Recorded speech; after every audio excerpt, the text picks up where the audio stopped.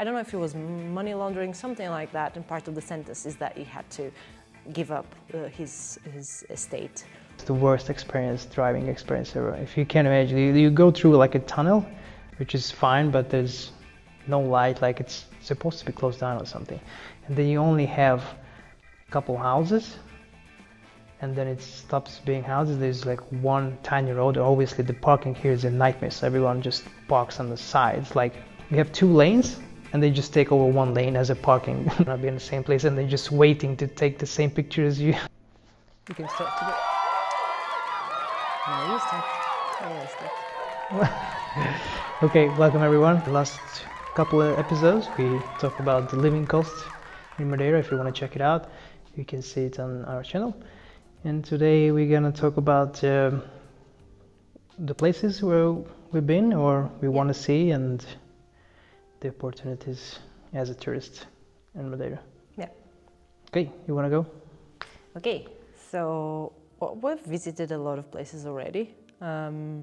Villages, cities, nature or natural landscapes and stuff like that. I do, in terms of more urban places, I have to say Mexico is still one of my favorite cities or towns to visit. It's just such a nice, I don't know, if you go to the center, it gives you that bubbly feeling of a nice city with, you know, everyone is outside eating, you know, summery snacks, and it has nice beaches and everything. So I just like the environment. At the same time, it's very pretty, and it stays nested in this nice bay-shaped valley, right? And then you have the mountains. There's a lot of things that are like this in here, but Mexico, for some reason, maybe because it was the first place we stayed while we were waiting for the house to be ready, I have like some very fond memories of that.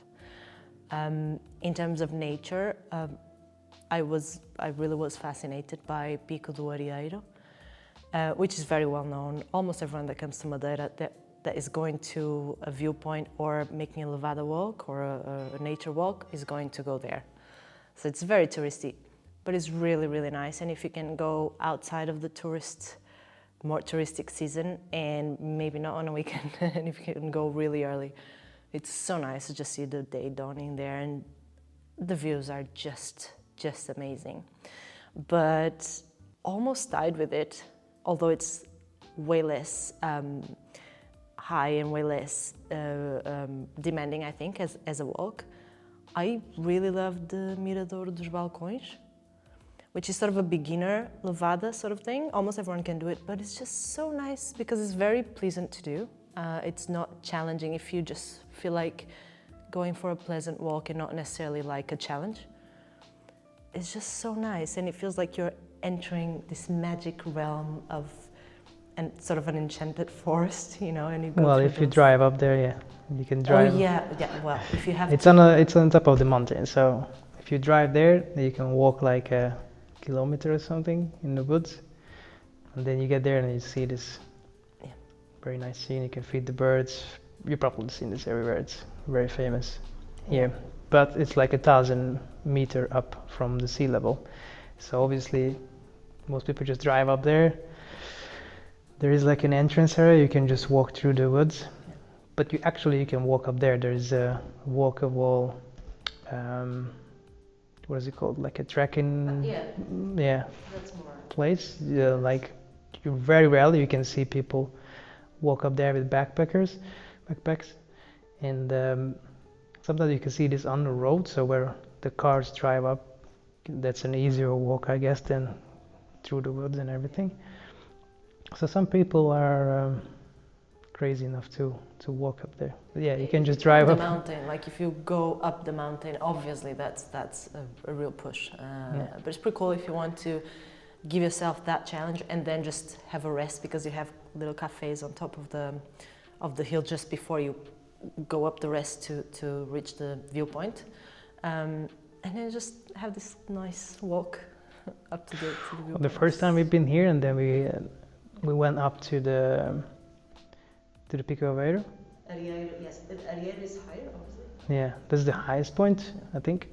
and what is 1,800, almost 2,000 meters from sea level. So we drove up in the serpentine, and there was a guy who was like cycling up there.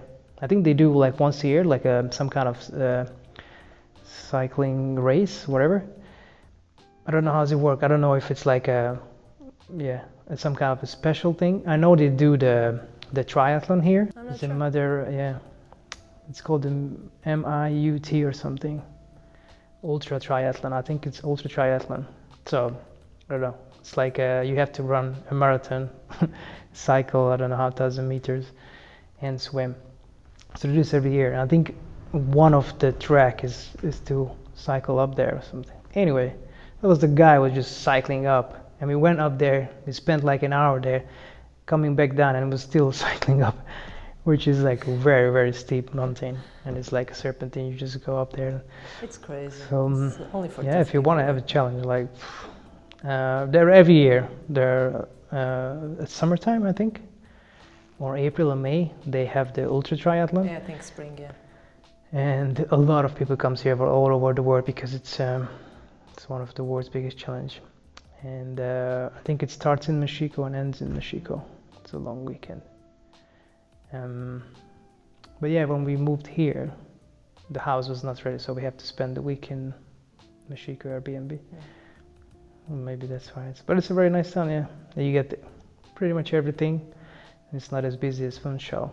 It was the first capital in at Madeira in the 1600s, I think. Yeah. You have a video about the story of Mexico if you want to check it out. But but basically it was named after one of the people that arrived to Madeira, and his surname was Machine. So Mexico was named after him. There's a love story, a tragic love story that some people are adamant that it's real or based in real facts, but I think most people take it as a legend, a way of romanticizing the name of the town. But it's a nice one nonetheless. If you want to go check the Mexico video, there's one town next to it, Santa Cruz, which is also very nice. The beach is amazing there. It's right, both of them are right next to the airport, but they're the other side. Very small towns, but they're very nice. And then I think Porto da Cruz is a very lovely place as well. So tiny, so cute, and it has a surf school. I think the environment is really cool. People are chill. You can also make a little bit of have a nice beach time there. It has like the pool in front of the sea as well, if you want to do so, which Santa Cruz also has a tiny one, but still. But what about you? What were the places that you most liked visiting, or the places that you hold most dear? I don't know, like they all very similar in some terms of like a small town vibe, and the beach. Well, every beach in there is beautiful. Some parts are like more renovated, and then you walk, and they just turn into this old part of the town, which is nice, like in Santa Cruz. You have Santa Cruz. They both have Santa Cruz. Like as you're walking out, you can see like this less well maintained part. Some old houses there. It's a shame. It's a shame because they're very nice. But we've been in the north as well once, which was nice. The Porto Muniz. Yeah, that was nice as well. With the, I don't know if it's thermal. I don't think it's thermal spa, but it's like a separated area from the sea. It's just the natural pools. Like there's these rock formations that make natural seawater pools, because the seawater just literally pools in there, and you can be there as if you were in a little pool. It's really cute. But so it's like just a like pool shaped, several ones actually. It's called the natural pools of Porto Muniz. Yeah, the only really nice. part of the island we've never been is the west, the far west. We've been in Porto Muniz, which is the northwest, but we didn't go south from there. Exactly. So I don't know how is it. We haven't been in the southwest or southeast. So the hot, like the extreme of the hottest part of the island, that's where we haven't been yet. right? Because we haven't been super, further from Funchal yet. So that's the only thing that we haven't visited coast-wise. Yeah, that's part. And the west part, neither. Yeah, okay. So we went to Porto Nunes and we didn't come down. We came back in the middle of the island and then came down to Ponta do Sol or something. Yeah. And then we back to Funchal. Ponta do Sol is a place that a lot of, I don't say tourists, more like foreign people, expats, also really like to land there. Right? I like everything here. It's just a beautiful island. But if I had to live in another place that not Faial, where we live now, I think I definitely had other places in front of Ponta do Sol that I would choose. Santa Cruz, Porto Cruz even maybe, Machico. Yeah. Yeah, Ponta do Sol is nice, very quiet. It looks like a little bit, there's a part that looks a little bit like Greece, no? No, that was Ponta do Sol. Yes. It has a lot of white and blues, right? And it has this this little viewpoint above the city, above the city coast, right? So above the seaside, that has this like white pillar sort of structure that it really reminded us of, like the Greece coast. It's very pleasant. There's the famous waterfall. Like everyone takes a picture. Well, technically you could go down by car, but it was closed down when we went there. But you just go there and then. Too busy. Jesus, guys, that's the worst driving experience ever. If you can imagine, you go through like a tunnel, which is fine, but there's no light, like it's supposed to be closed down or something. And then you only have a couple houses. And then it stops being houses. There's like one tiny road. Obviously the parking here is a nightmare, so everyone just parks on the sides. Like we have 2 lanes and they just take over 1 lane as a parking lots. Yeah. And so you cannot use that lane, so everyone is coming from that lane. They have to stop, wait for the people on that lane, which is free to go through. And then you go up and it gets even tinier, so the 2 lane becomes 1 lane. To go to because it's like blocked off. Sometimes there is like rocks falling off to the road, so that it's closed down. And then the already is like very crumbled. People trying to go up there by car. We shouldn't go there, but we didn't know. So people trying to come back. You cannot get out. You literally just only have a space to go in with the car, and then people want to come back. It was a nightmare. Just to turn around took like 10 minutes because people were coming or like was a nightmare. So if you're not an experienced driver, don't go there by car. Just walk up and then just wait and then just they have to wait to the picture. It's like a fantasy. It looks nice in picture, but I think you have to do a lot of waiting. A lot of things in here where it's just very nice places, what you see on video and on Instagrams are not like that at all. You have a lot of people around. It's not like you nothing can do about it. Everyone has the right to see the view. It's just what you see, like, oh, you would be alone and it's a nice experience. There are gonna be a lot of people. So it looks nice on Instagram and, on the videos that you go there and it's like so lonely and then you're alone and then just peaceful. But in reality, like hundreds of people are gonna be in the same place and they're just waiting to take the same picture as you do. Yeah, it's the same story of almost every very touristic spot. It's an idyllic landscape and it would have been a magical experience if you weren't in a queue to take a photo and then just having to come out right away. But that being said, we didn't actually reach the waterfall because I don't think there was not like an obvious signage or anything, so everyone was taking their car up there, and I don't think we were supposed to. But they only closed the road further ahead. And when we got there, we were already completely bottlenecked. And then, as G just described, it was a nightmare just when he said like 10 minutes to turn back, literally to turn back, to turn the car around. And then all the other hustle to just, slowly drive down in a queue. So it was, we didn't then walk all the way back to actually see it. So we weren't actually there. We want to do it, but outside of the touristy season, and probably if we can on a weekday. Yeah, two things about it. I think it's always, if you're first time here and then you can afford it, hire a tour guide. Yes. Because they will take you usually in a time when it's not that busy. They know the busy times and they are very good drivers, so you don't have to stress about that. So they will take you to the places where is the most quiet. I mean, you can go with like a big bus, but then you have the same problem. Even if you are only there, then you're gonna be a bus of people there. So it'll be like 45 people or whatever. But if you take like a exclusive private tour, you might be just you and your friends, because they know what time to go, and if it's busy, they take you another place. They always have like a plan B, plan C to take you if the weather is not good, or take you another place. So it's really worth to have a tour guide, at least just for one day. You can usually share like a jeep of people, so like 6 to 8 people. You just pay for like 200-300 euros, and then you can share it with your friends. Yeah, in our case, the guide who took us had a 4x4, but with 5 places, so you could have went on a group of 4 people, which would have been also still really, really nice.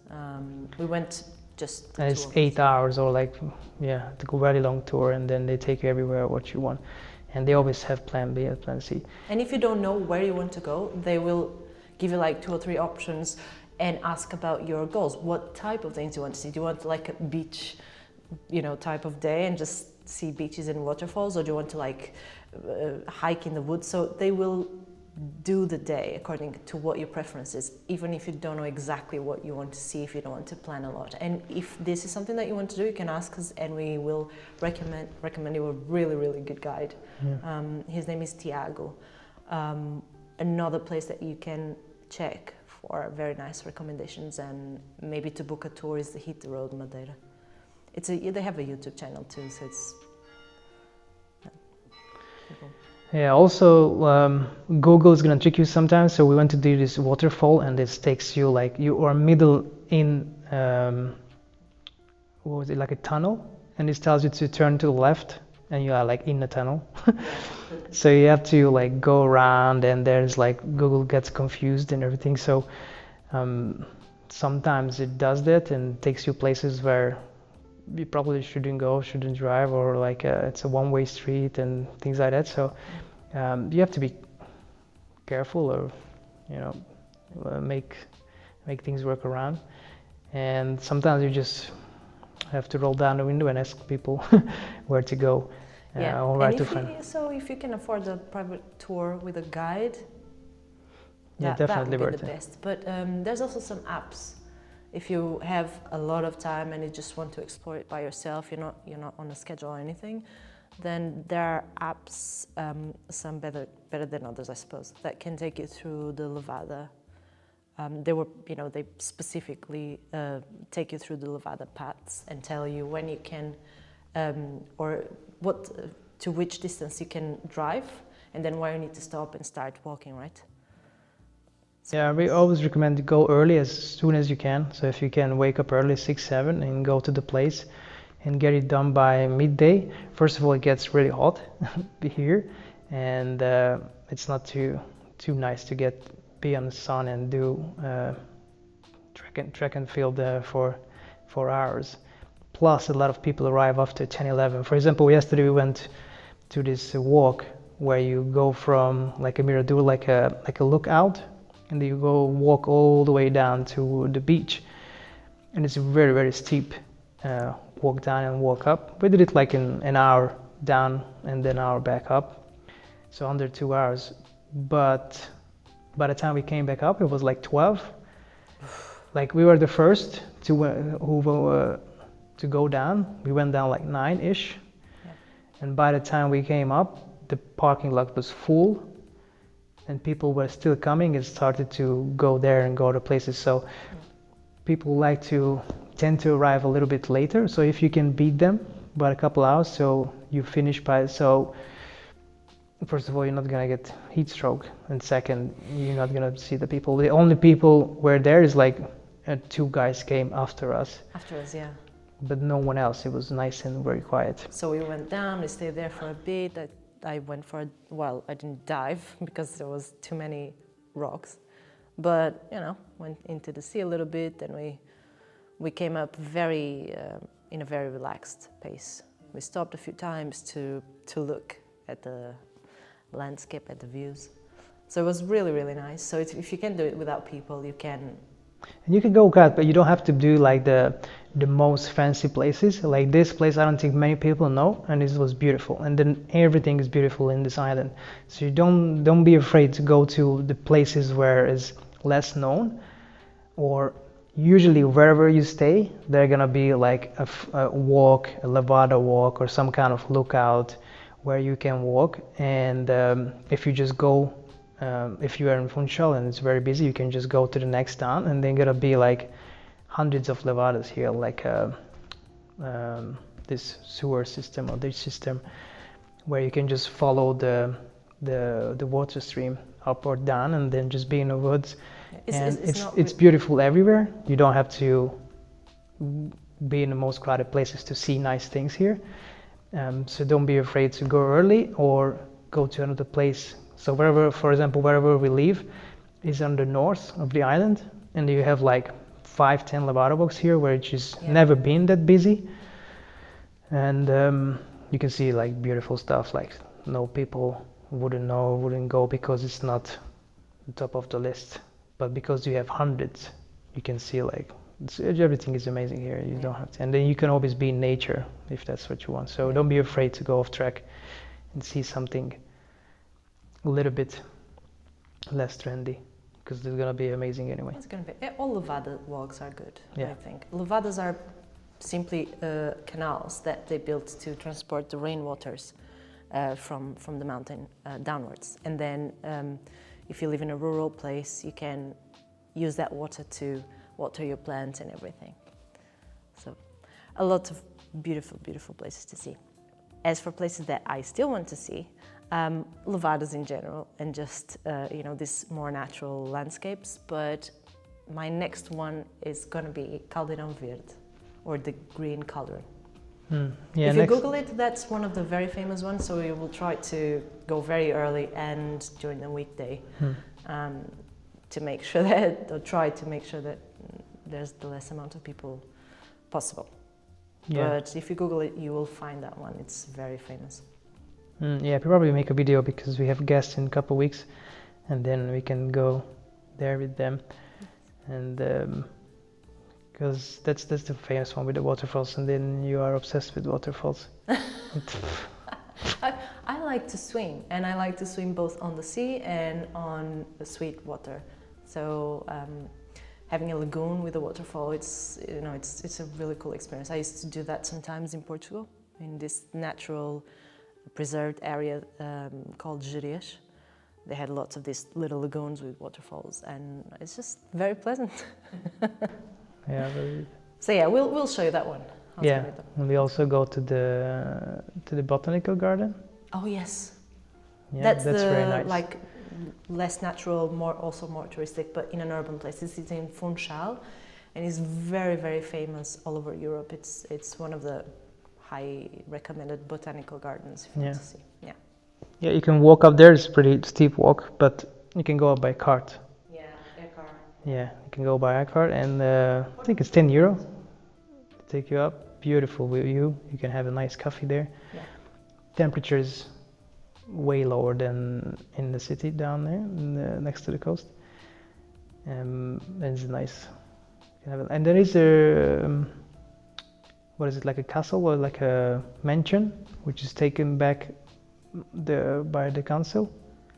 Oh yes, like another garden. The garden itself belonged to, I think. But that's not the botanical garden; it's another garden, I think. Oh, that's okay. So sorry if I'm mixing up the names. The one we are going to see, it used to be private, but the person had a lot of debt. It was like a VIP from Portugal, and he had a lot of debt, and I think he was also found to be guilty of, I don't know if it was money laundering, something like that, and part of the sentence is that he had to give up his estate with those beautiful, beautiful gardens, and that's the one we're going to see. So now it's public, and you pay to see it as you would in a museum. Okay, cool. So next video about that. So okay. yeah, Caldeirão Verde, and we have to clarify the name of the garden. Okay. Because I'm mixing up the name, sorry. So that Funchal garden is the two things that we might actually make a video of. Yeah. Okay, that was it for today.